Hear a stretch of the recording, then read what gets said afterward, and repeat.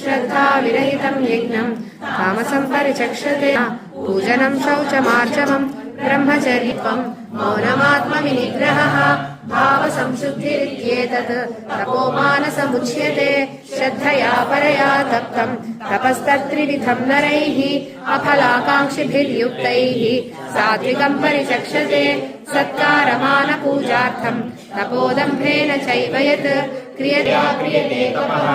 परस्योत्सादनार्थं वा तत्तामसं यावदं दातव्यमिति यद्दानं दीयतेनुपकारिणे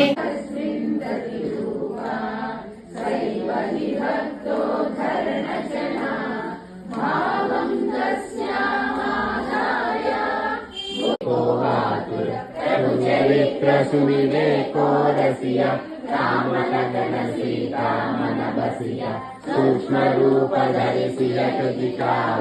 विकटरूपधरिलङ्कजराव भीमरूप